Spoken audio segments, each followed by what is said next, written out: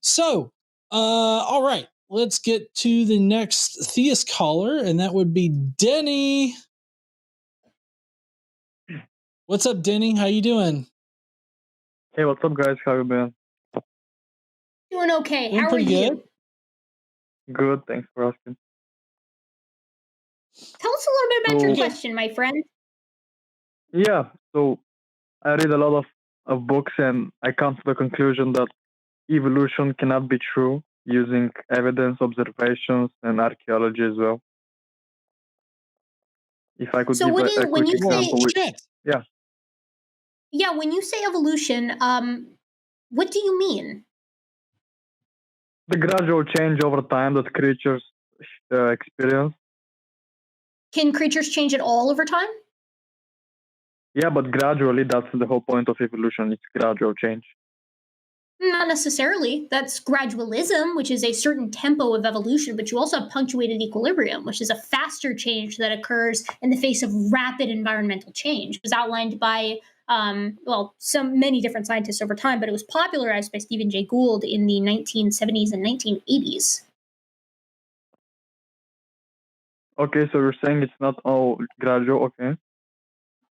Yeah, I'm saying that so evolution can occur at different paces because evolution and the change that a population of organisms may experience is limited by the environment that they are in, right? The natural environment that they have found themselves in, that they live in, is if it changes, you're typically going to see change in the population faster. If it stays the same, you might not see any change at all. You might see what's called stasis, which can occur in the fossil record and it can occur in real time.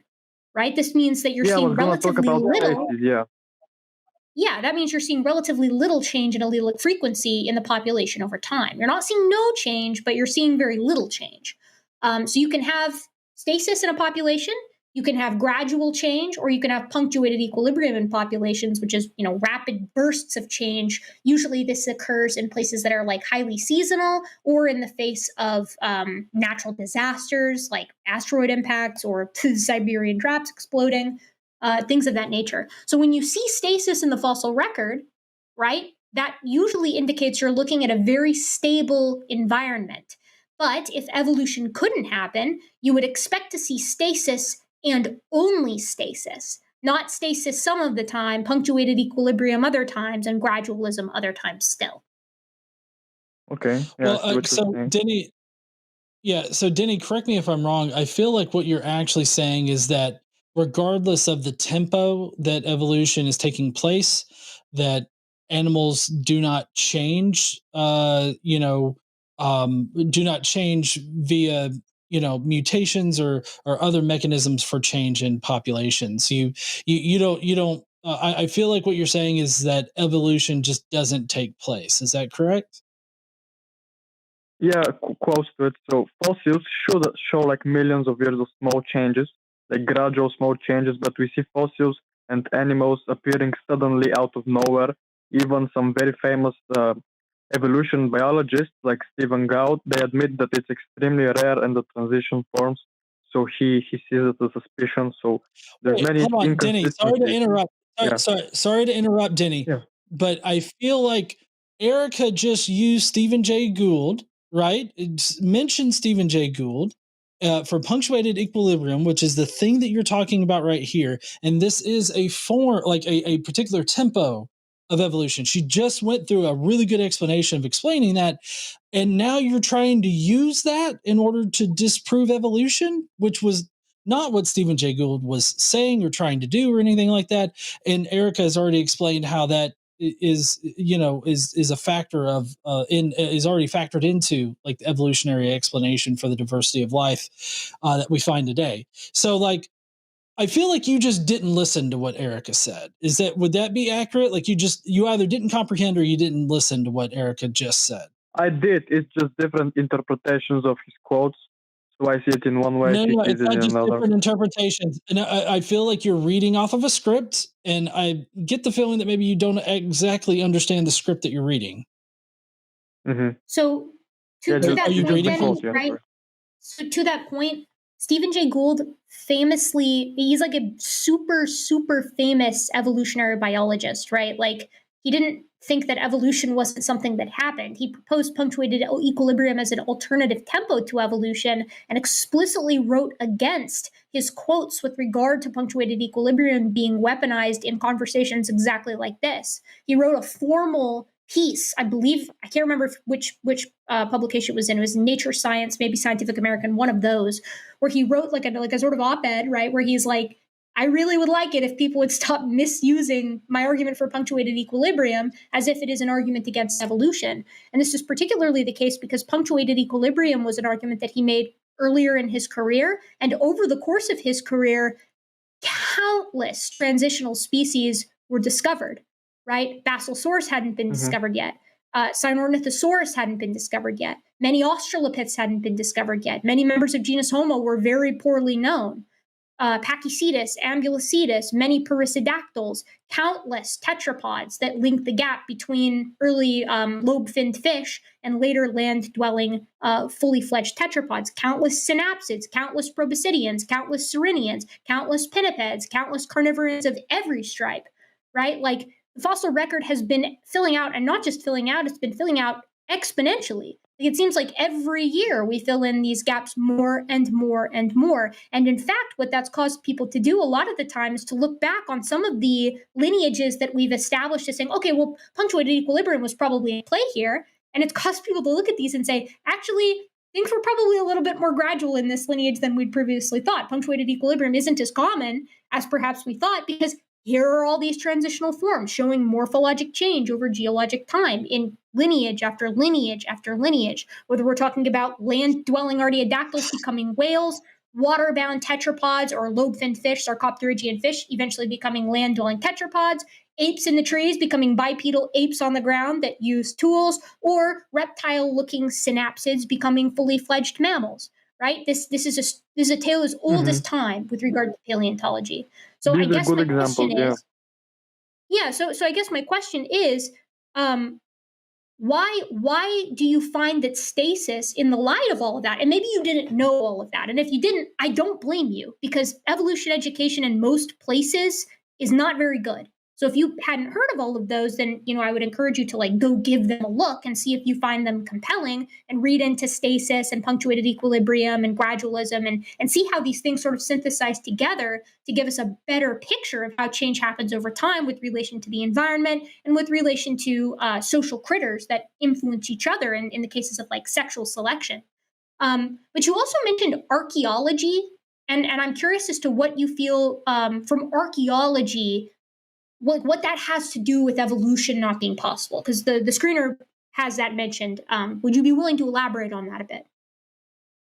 Yeah, I would. So artifacts like the London hammer in 1912, I think, which is a rock which is formed like 11 million years. And this hammer is in the rock, which again cannot be explained fully and kind of debunks evolution, in my opinion, even more artifacts. But that's just one to begin with. How? Yeah, I think I know the London hammer. The London hammer is a classic. So, John, this is a classic. Like, it's a hammer found in rock that's supposed to be really old. So really, nothing is actually as old as it seems.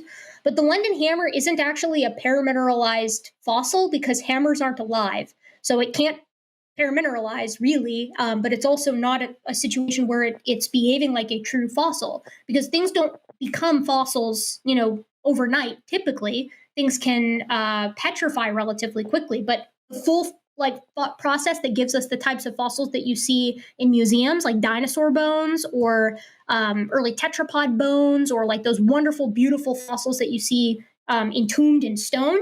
That kind of fossilization is not what we see in the London hammer. In fact, it's not what we see in any of these proposed out-of-place artifacts. What we see in those cases is usually some kind of petrification that's the result of some kind of short-term process that we understand quite well in the present because it's not dissimilar to the type of process that gets lime in your pipes, right? But getting lime in your pipes or like petrifying a hammer, that doesn't involve the full replacement of the original material by leaching from the minerals surrounding it. So it's not the same kind of thing. Now, if you want to talk about, I get the feeling that you might be a young Earth creationist, like you might think that the Earth is like 6,000 to 10,000 years old. And if that's the case, then all I think I need to point to say that we know that that isn't true is that radiometric dating, which is the means by which we determine the age of rocks, and it relies on one law in physics called the radioactive decay law, which basically says that unstable elements are going to decay into stabler versions of themselves at a known rate. And that rate, we usually talk about it in terms of a half-life.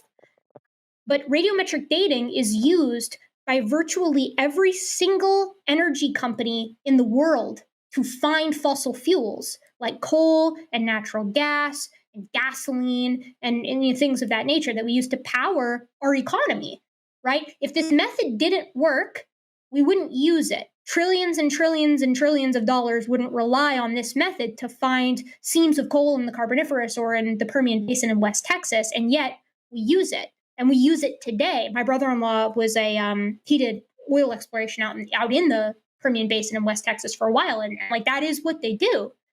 And it is that process, radiometric dating, that tells us that the Earth is 4.5 I'm well to 4.1 aware, billion. If I could say like one thing. Yeah, sure. I was done. So sorry, I tend to ramble. There's inconsistencies with the radiometric dating. So, for example, the rocks in Mount Helen, if you're aware, which they, I think, No. erupted I'm in gonna stop you 1980. right there. Hold on, Denny. I'm gonna stop you right there. I'm Okay. fairly certain that Eric has heard this before. I've heard this before. The whole Mount Saint Helens thing, and sure, you can send off rocks that were produced by a volcano or anything like that off to any place and have them do radiocarbon dating or anything like that, and they'll come back with different kind of time frames. But I always like to make this analogy that you can open up a car door with a hammer, but that doesn't mean that you should. And this is analogous because you can misuse radiometric dating and get whatever dates that you want to. And you think that it proves something about radiometric dating. I can't remember all the exact specifics about the lab results that were, or the lab tests that were done on the Mount St. Helens rocks. But from what I remember, they used the wrong kind of radiometric dating method on it, and they also were too young to actually radiometrically date.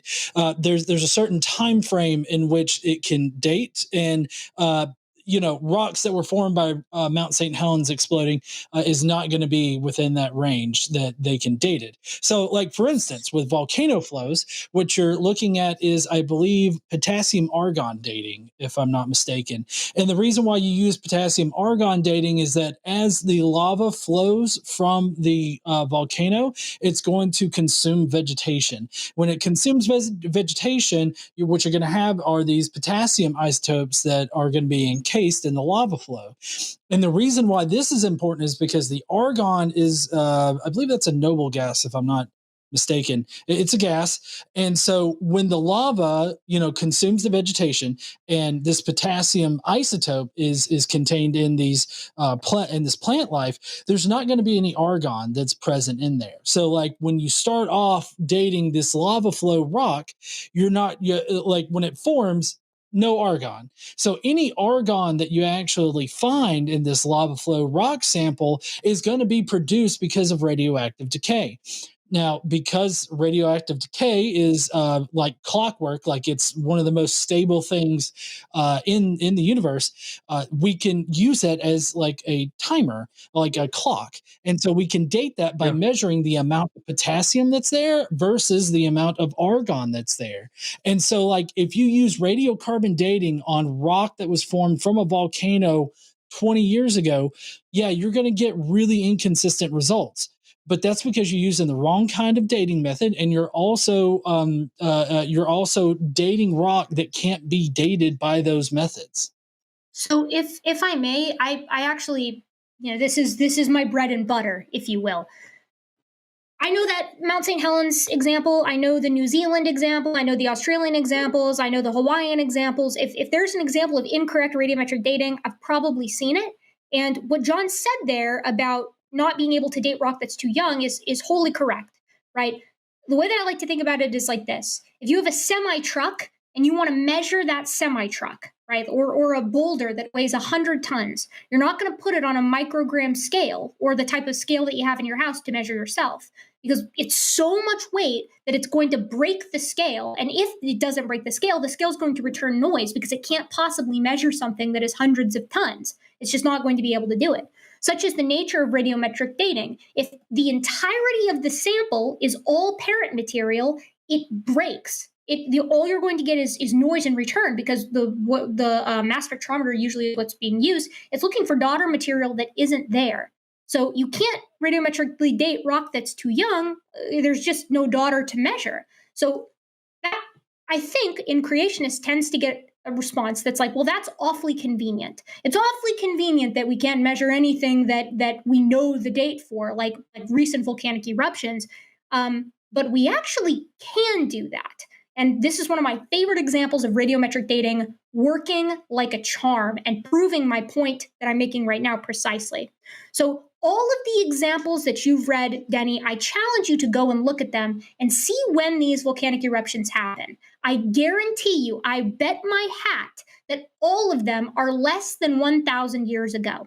Because the range to start getting a little bit of daughter material that you can actually read for methods that are precise, like argon-argon dating, which relies on 2 isotopes of argon, is a couple thousand years. You need a few thousand years for enough of that parent to decay into daughter to actually get some kind of reading, which is why those couple 100-year-old volcanic eruptions never work. You're never going to get an accurate date for those. It's just too much parent material. So let's look at a volcanic eruption that we know happened, that we have a guaranteed date for, like Mount Vesuvius. Mount Vesuvius erupted a couple of, maybe, I think it's like 70-something AD. I think it's 71 AD, 71, 79 AD. Basically over 2,000, approximately 2,000 years ago, let's say. That's a date that we know because historians wrote it down.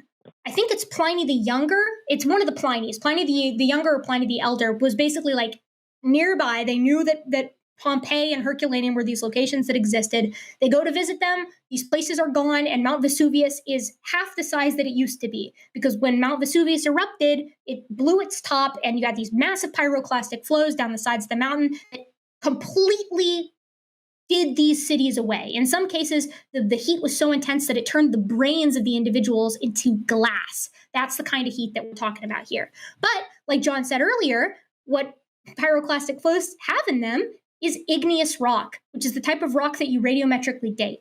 Now, fortunately, you don't actually need vegetation to radiometrically date using potassium argon. You do need that for radiocarbon dating because it relies on the nitrogen and carbon 14 relationships. But so what scientists did in this wonderful 2002-ish paper, I think it was, no, actually, I think it was 2010, a 2010 paper, is they went to Pompeii and they took samples. They said, we know the calendar year that this thing erupted.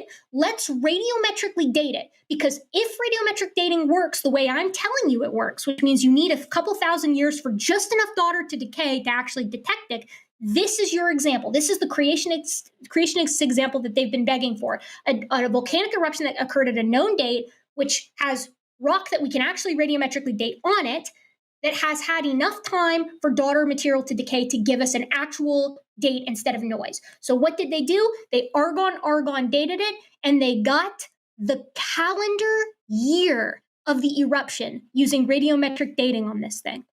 It's a phenomenal paper. Now, that kind of thing shouldn't happen if radiometric dating worked. And furthermore, every time that radiometric dating doesn't work, it shouldn't fit the exact situation that I've presented to you, which is dating rock that's too young, or that John presented to you, which is dating rock using the wrong kind of method, like, for instance, trying to carbon date rock. That's not going to work because carbon and nitrogen are not typically found in igneous rocks. You have to have a method that actually works. And moreover, and I feel like this point wasn't appreciated the first time I said it, you shouldn't be able to use radiometric dating to underscore the entirety of the world's energy economy. None of those things should be true, and yet all of them are. Okay, I see what you're saying. Very good examples you gave. You're saying, like, if you use the wrong measurement, like if you open a door with a hammer, or the scale example you gave, you cannot measure it. So isn't the whole point of of the dating, isn't the whole point of it like to be accurate? So if we have examples of it being non-accurate, I'm sorry, Denny. Denny. Yeah. No. Hold on. I need to stop you because I feel like you're not listening to what we're saying. We're saying when used appropriately, maybe I need to repeat that part. When used appropriately, you get the correct date. And that's the entire Mount Vesuvius example that Erika just gave.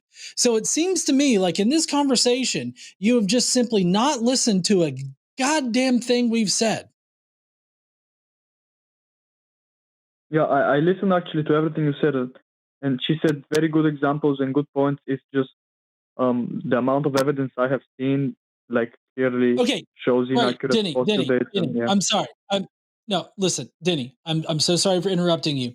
You cannot sit there and say that you've actually absorbed this information, you've understood this information, or that you were listening when we gave you the responses that we gave you, and then you come back and you're like, yeah, but aren't these methods supposed to be accurate?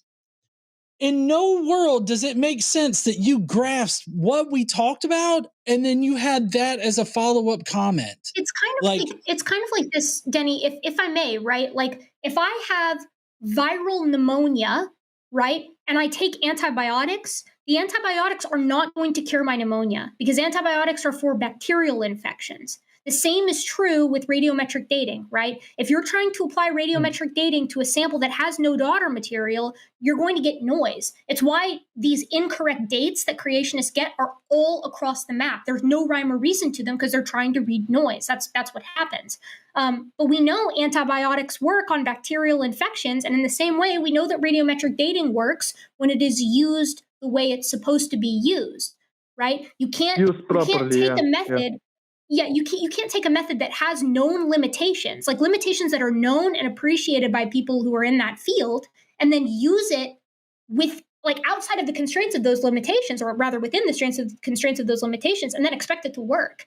But that's what creationists do a lot. I've found with this is they'll say, "Oh, see, we've tested radiometric dating and it just doesn't work." And it's like, "Okay, well, what did you use it on?" And they're like, "Well, we used it on rock that's too young." And it's like, "Okay, well, have you tried it on rock that's old enough?" Because that would really make their case. But Denny, they won't do it. They won't actually. Yeah, they only do it on young one. Okay, I see. Yeah. Yeah. So to me, if you're a creationist and you want to make your point here, you could do this easily. Get rock that's old enough to be radiometrically dated from a place like Pompeii, where there's a historical date for it, and run it.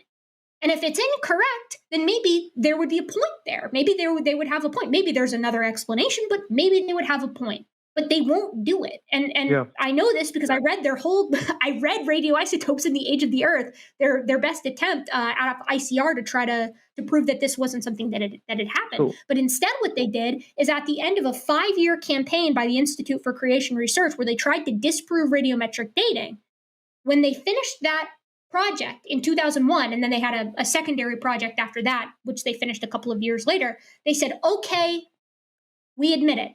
When we look at these rocks, it does look like a lot of radioactive decay has happened. In fact, it looks like about a couple of billion years worth of radioactive decay has happened. So what they changed the argument to, at least here in the United States, is that really and truly all that radioactive decay did happen. It just happened really, really, really, really, really, really fast. And it happened during the year-long event of Noah's flood. Okay, that's another story that we could address, and we could talk about why that doesn't work as an explanation. But first, we have to appreciate the fact that they had to admit that when you look at all of these rocks, they all look old. None of them look young. None of them look as young as they should be. And I think that's a real problem for them. Yeah, so you're saying like when it's used the proper way, when you don't use it on recent rocks, but on very old ones, like then it's the proper way, so it's going to work. So can you clarify the difference between within geometric dating and carbon-14 dating? Yeah, it doesn't even have to be really old rock, though, Denny. It just has to be old enough. It doesn't have to be millions of years old. You just have to have something you have to have a sample where enough daughter has decayed. Pompeii was 2,000 years ago, right? Like that's not that old. So, but they never do that. They always pick volcanic eruptions that happened like 50 years ago, or like 100 years ago, or like 200 years ago. They never pick appropriate rock. And, I think that's because they know it's going to be accurate, but that's just me. Yeah, and so to answer your question there, Denny, about the difference between carbon-14 dating and radiometric dating, Carbon-14 Yeah, dating and just is just to radiometric. clarify the question, is carbon-14 dating used on millions of years old or just like recently? What's the way it's being used? Carbon-14 dating is only used on stuff that's under 60,000 years. Yeah. 50,000 or 60,000, yeah? Yeah, On 60, organic materials, I think? 60, yeah, 60, Right. 0,000. Okay. So Right. why But did it they is use them on the radiometric dating. dinosaurs? Like they use them on, yeah, carbon dating? No. Well, so you would need to. I mean, I feel like you're a little misinformed on which dinosaurs are that it would be used on, because I mean, most of the time when you're talking about very old dinosaurs, you're talking about using different elements. So they would be there would be different forms of radiometric dating that are used, like the argon to argon dating that Erika was mentioning. There's potassium argon dating. There's also lead. What is it called? It's lead something Uranium dating. lead. That's the uranium lead dating. Yeah. And so, like for instance, if you wanted to date a layer that fossils appear in, what you can do is you can actually get zircon crystals, and you can date those.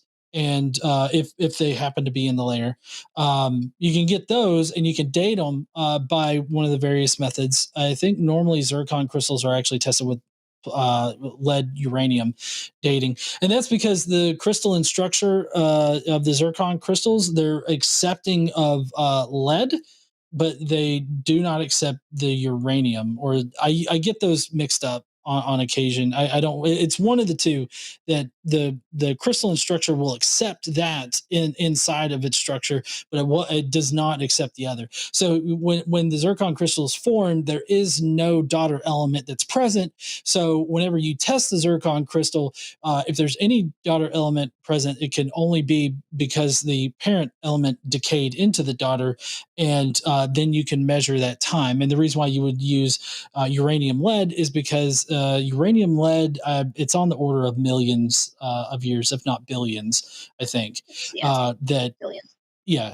Yeah, billions. That can it'll give you pretty accurate dates. Now, as far as accurate dates goes, there is like a margin of error on either side of it. So like you're when you're talking about something that old, you're gonna get like a margin of error of like millions of years. But you're very obviously dating something very old, so that's why that margin of error seems big, but it's not big in comparison to the entire range that it can be used to date. So you'd have to be a bit more clear. Sorry, Erika. You'd have to be a bit more clear which dinosaur fossils you're talking about are being radiometrically dated, because considering the limitations of radiocarbon dated, the limitations of radiocarbon dating, you would definitely need to specify which fossil you're talking about, and then also we could explain why you're probably misusing the method.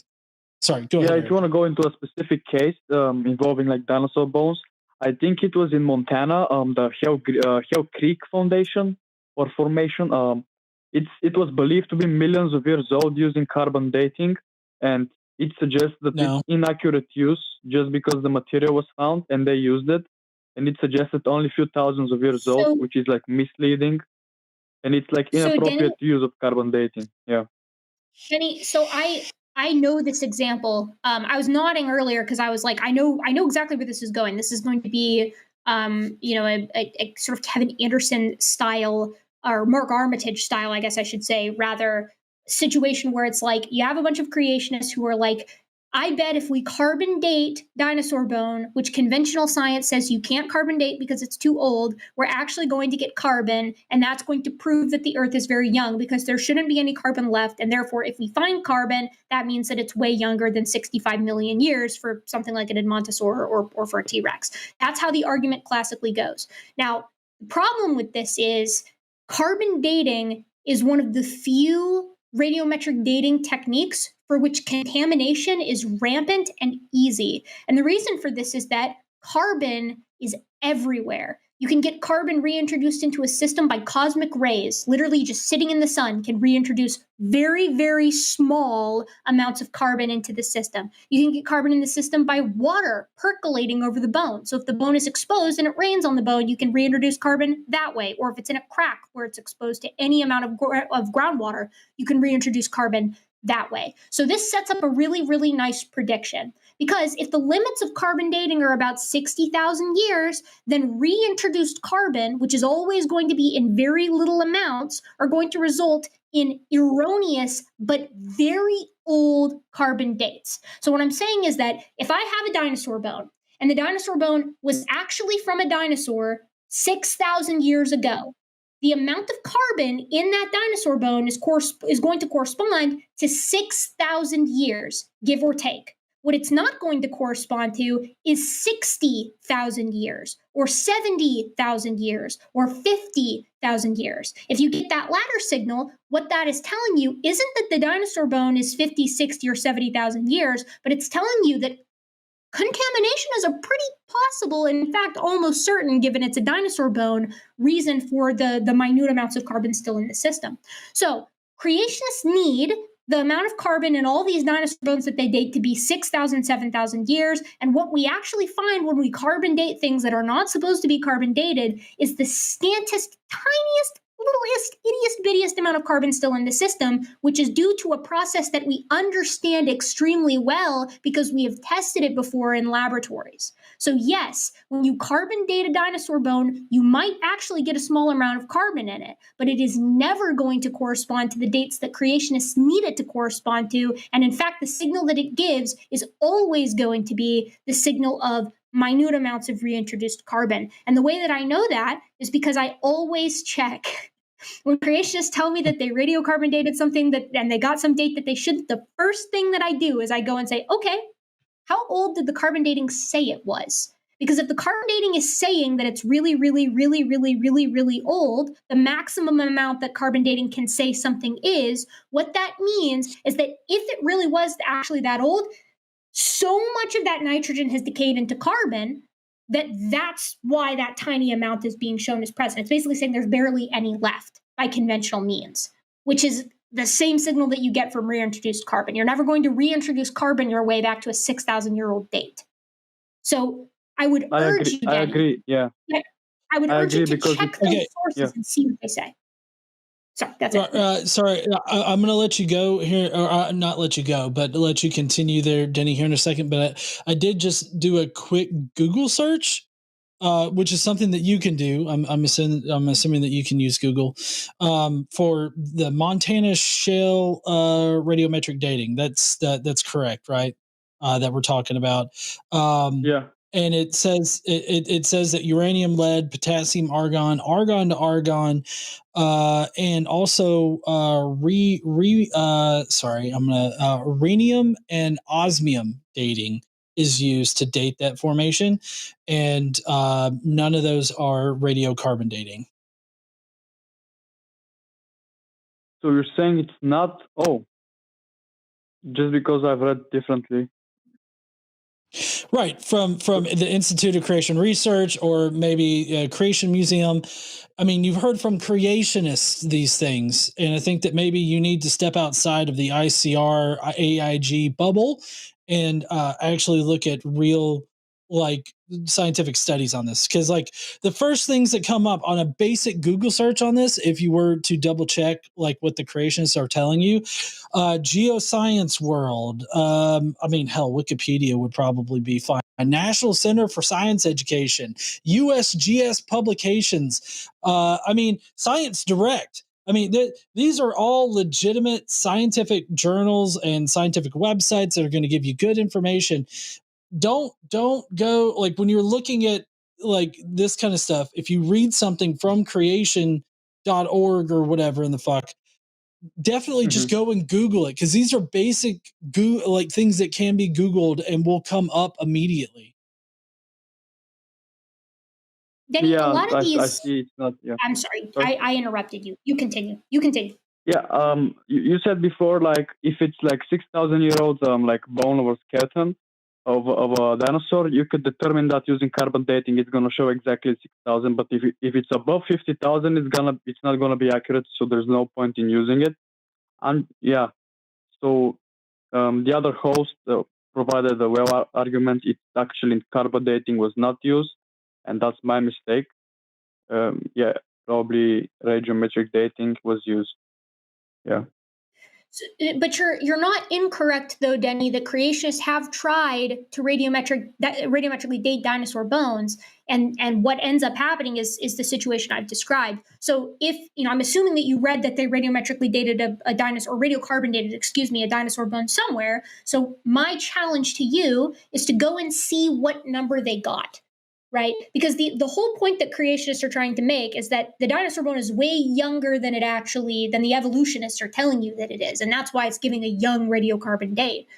If there's another side of that coin, right? Which is that if the dinosaur bone is 6,000 years old, which is usually what they're trying to say that it is, or 4,400 years ago, if it's after Noah's flood, then that's what the carbon method should say that it is.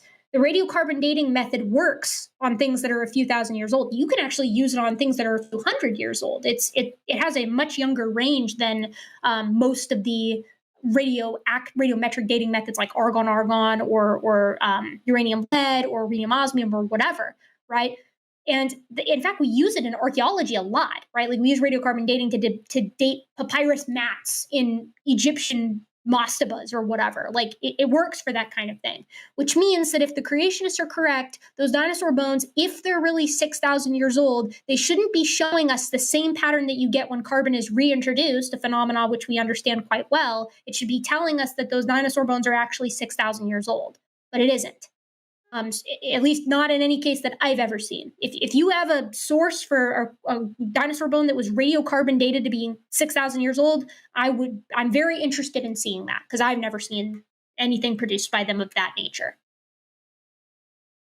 Yeah, I'll definitely look at what you said to look like. I think it was 65 million of years old. It was determined about this case in Montana, but I mean, if I could just quickly say, like other examples, like the horseshoe crab, which is 450 millions of years, it shows no evolution even to today. Like many examples show the same bone structure, skeletal structure, and everything, which is quite fascinating, and I cannot explain it. Maybe you can. Denny, yeah. Denny, the dragonfly and so on and so on. Yeah. Jellyfish. So I get that we've been on this call for a while. It's 30 minutes. At around between minutes 5 and 10, Erika provided a detailed explanation for stasis occurring and explained why it would happen. Yeah, and why it does not pose a problem for evolution. There are many reasons for stasis happening, which is the thing that you just now described. I'm sorry, but this is the third or fourth time in this one call that you have repeated things that we have already discussed with you, and as if we haven't discussed it with you. Do you at least recognize that we've already discussed that point? She said a lot of things, and I didn't hear all the things, but she said many things, and maybe I forgot some of them. She just went over many topics, many examples, and probably that's why. Okay, do you understand what stasis is? Yes. Do you understand that stasis does not pose a problem for evolution? Not quite, but that's just my view. It's okay. So Denny, let's that's actually something we can explain. So I'm going to give it, we're doing a little bit good cop, bad cop thing. I'll give it a quick go. So evolution happens, right? That's the change in the allelic frequency of a population over time. And if that happens for long enough, it results in macroscopic change and speciation and things getting antlers or wings or changing body plans or whatever, right? Macroscopic change, this so-called macroevolution, which is just microevolution, but over a longer time scale. The way that evolution occurs, the way that those changes happen, is via the mechanisms of evolution. The two primary ones of which that we tend to talk about and sort of introduce the concept with is mutation, which is what introduces variation into a population. And that just happens because there are errors when cells try to divide, right? There's errors in DNA replication and protein synthesis. That gives variation to populations. And then natural selection, or really, I guess more accurately understood, natural filtration, right, will select organisms which are better fit for their environment, in that they will be better at reproducing than their peers. That's all that's happening in evolution, is that you have variation in a population, and in that population, in a given environment, some critters are going to be better than other critters at reproducing. And when they reproduce, they pass those beneficial genes that allowed them to be better at reproducing onto their offspring, and that happens for generation after generation, and then the population will change over time. What that relies on is that the environment is changing in such a way so as to give an edge to some individuals over others. But if the environment doesn't change very much, the population's not going to change very much either, right? Because if the environmental changes are the things that are driving that differential reproductive success, meaning some individuals are better than others, right? Let's say I have a population of foxes with medium length fur and it starts to get colder, and there's natural variation in my fox population so that some have slightly longer fur than others. Because it's getting colder, the foxes with longer fur are going to have an edge, right? They're going to stay warmer. They're going to reproduce more often because they're going to live longer and eat more food because they're not going to be cold all the time. And then they're going to pass those genes for long fur onto their kids. And if it keeps getting colder and keeps getting colder, then the longer furred foxes are eventually going to be the only version of foxes within that population. But if that environment isn't changing, then you're not typically going to see populations drastically change in any direction. You're going to see stasis. They're going to stay the same. Another word for this, as far as the type of selection, is called stabilizing selection, which is doing exactly what it sounds like. It's stabilizing the population to stay the same because the version that they are right now is pretty well suited for the environment that they live in. Now, when I think of environments that are pretty stable, really one environment comes to mind, and it's the ocean, right? Because changing the chemistry of the ocean is pretty tough, and the ocean isn't typically subject to the same weather patterns that the land is. So we tend to see stasis happen most frequently in aquatic animals like horseshoe crabs or coelacanths, right? So does that explain, at least from an evolutionary perspective, what stasis is and why it happens to some populations and not others? I would say a perfect definition of stasis. You just gave examples of, and Okay, if I could say, you explain how stasis works and everything. It's just not like 10,000. It's not 100,000. It's 500 millions of years of stasis, which is a big number, and I cannot comprehend. Many people, creationists, they cannot comprehend these numbers because it's impossible in our view. But Denny, the problem is those horseshoe crabs and those lungfish, or sometimes they point to coelacanths in the Devonian, talking about 500 million years or talking about 300 million years or whatever. And I really can't stress this enough. They haven't stayed identical. Stasis doesn't mean identical. It just means the population is stable. So the change that's happening isn't extreme. But when you compare a horseshoe crab from today to a horseshoe crab 550 million years ago, or rather 500 million years ago, they look pretty different. The carapace shape is different. The way that the body shape is segmented out is different, with emphasis on different segments.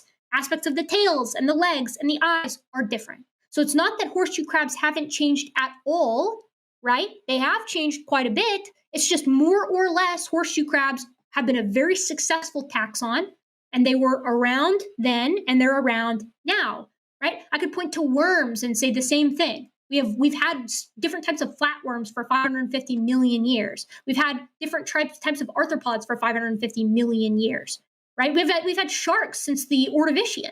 We've had tetrapods since the Devonian. But just because something is still around doesn't change the fact that there are innumerable millions, billions of species that aren't around still, that have either evolved out of that species, descended from that species, right? Or they've gone extinct. So I think from the creationist perspective, it's a little tough because from an evolutionary perspective, we can explain stasis and we can explain evolution, right? We can explain why critters stay the same and we can explain why critters change. But from a creationist perspective, you have to hope that things don't change at all. Otherwise, you're kind of up a creek. You can't explain these vast changes that we do see in the fossil record. And that goes for things like horseshoe crabs and coelacanths too. Erika, Yes. I've appreciated this learning moment, like in this call, like that I'm getting from you, right? But I feel like our interlocutor does not feel the same way, because it's a little hard to convince me that he is taking this in or paying attention at all when he's consistently Yeah. commenting He in the shot chat it though. I know. while you're talking. Yeah, yeah. Yeah, she Well, just I said mean, there's see, billions of that's pretty examples of fucking rude, evolution. There's isn't it? examples of No, stasis. hey, Denny, shut the fuck up. That's pretty fucking rude, Whoa. right? Like if you're gonna ask, no, you've asked an expert in this field to explain these things to you, that to rebut the things that you're talking about, and then as soon as she starts talking, you go typing away on your goddamn phone into the chat, spewing your fucking preaching bullshit that I saw. Like That's my brother. that's pretty I'm on the fucking call. Yeah. rude. What? That's my brother next to me. He's in the chat. Yeah, he's typing from my account. Yeah. Oh, okay. Well, why did it say this is Denny from the phone call? Like earlier in the thing before he got like booted Because out, that's it my said I personal am account. You Denny. can see. Yeah. Okay, so your brother's a fucking liar then? He was claiming to be you when not really you then. Banned from chat. Is that right? It's me. He's with me. Yeah. Okay, so you're doubly not listening to Erika hand you your ass, and you're dictating what should I'm be actually taking typed notes of into it? Erika. Oh, are you? But it doesn't. If you're taking notes, you're the shittiest note taker ever, because like we've had to reiterate things like 3 or 4 times in this one fucking phone call. So if you're Just taking because notes, you did you're not that taking doesn't mean notes I asked. about this. Yeah. Okay, Denny, appreciate you calling in. I'm really fucking done with Appreciate this you guys. conversation. Yeah. Don't Okay. swear. Bye, Denny. Thank you. Yeah. Don't. Denny, take some time to, I know he's gone, but take some time to look over the notes, call back, check into everything that I've said.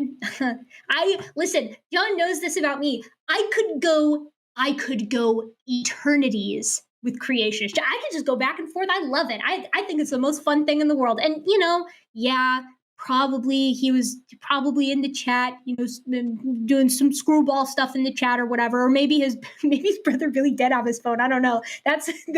It's giving my girlfriend goes to another school to me, maybe, but either way, I have fun with these kinds of things.